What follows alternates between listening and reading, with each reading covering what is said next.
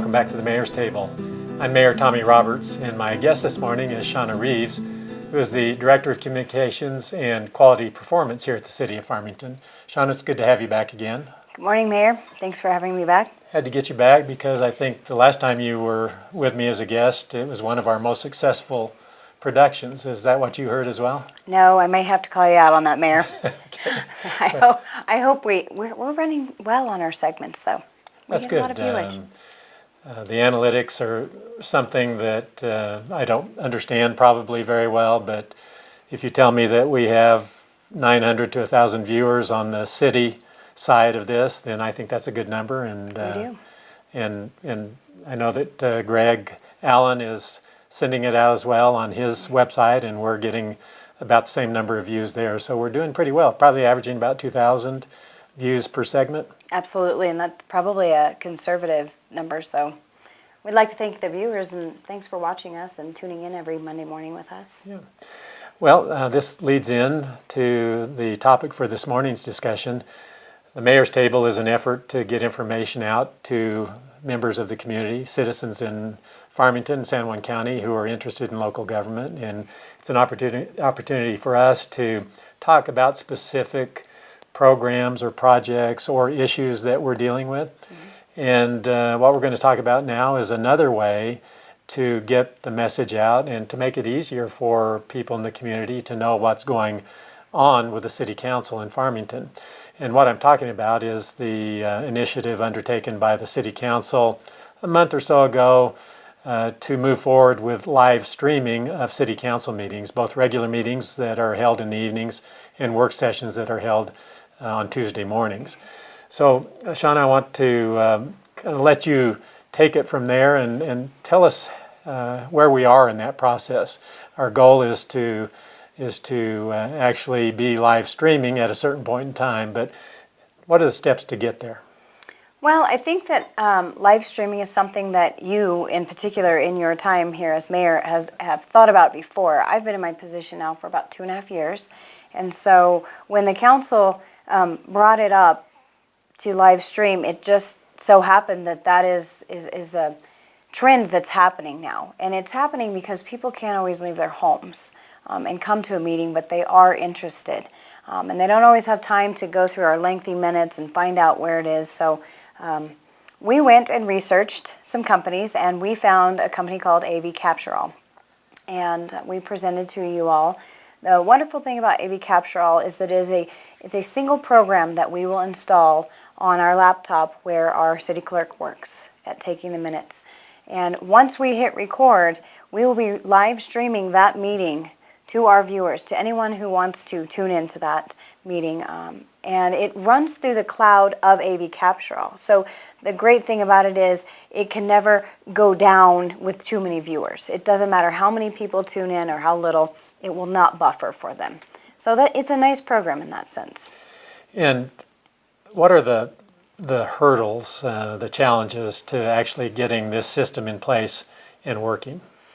Well, first, it's not as easy as it sounds in terms of live streaming it, because we have to have, we don't want it to be a manual thing. It would be very difficult for our clerk to have to click a camera and take notes and get the motions, plus hit record and timestamp it. And I'll explain what timestamp means to our viewers in a minute. But so the first challenge is to go ahead and solidify. There are many programs out there who do a live streaming, so we picked AV Capture All. The next step was to order the equipment that was compatible with both AV Capture All and would give us good sound and picture for those people who are tuning in.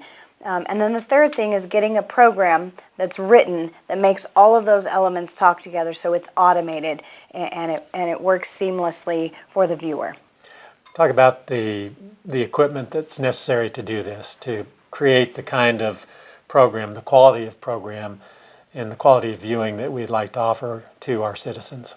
Well, we are looking into 2 HD cameras that will be in the council chambers. Our executive conference room will most likely only have 1 HD camera for the time being. They have to be pan, zoom, and tilt cameras, and that's because when the program is written, when one of the council, members of council, or you use the microphone to speak, that microphone will cue the camera to zoom in on you so that they can not only hear what you're saying, but they have a clear picture. There'll be high definition cameras. And then it will go back to a setting where it will show the room when you stop speaking.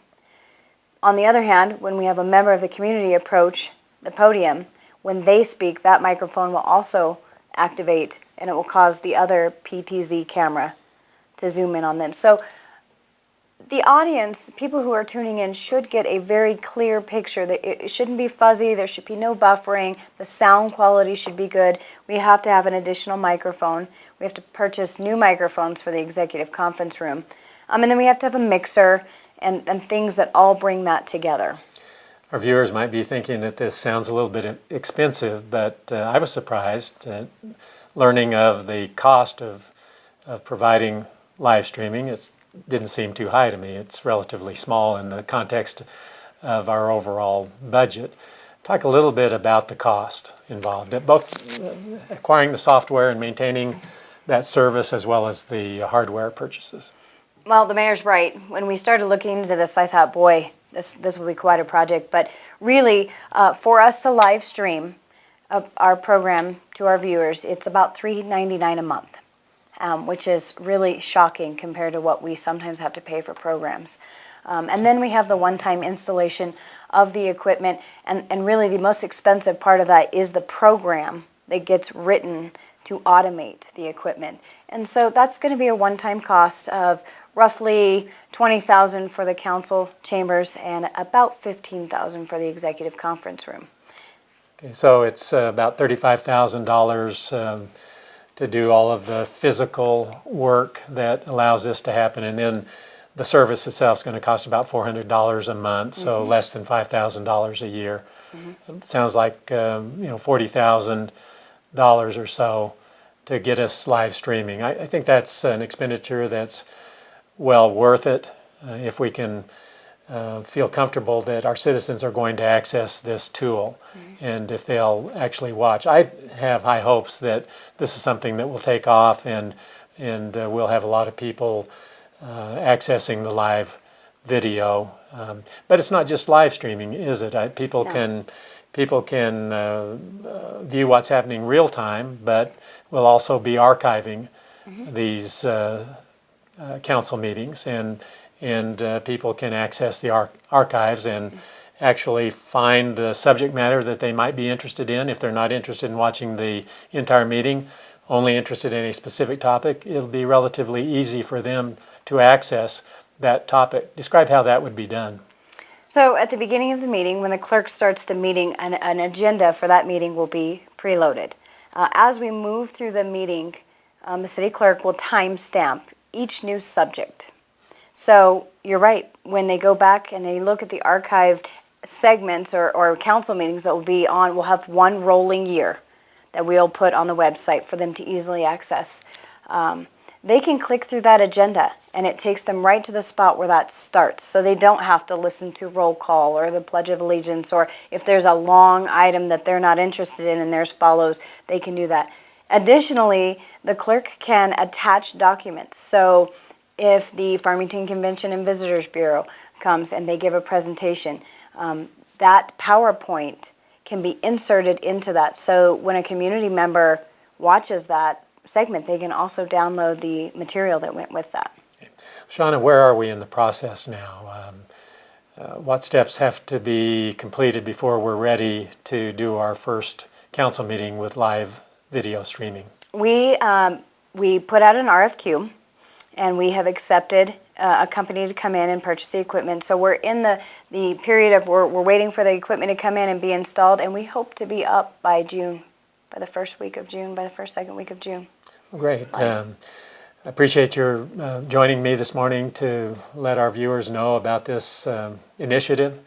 I think it's another step in creating greater transparency in local government.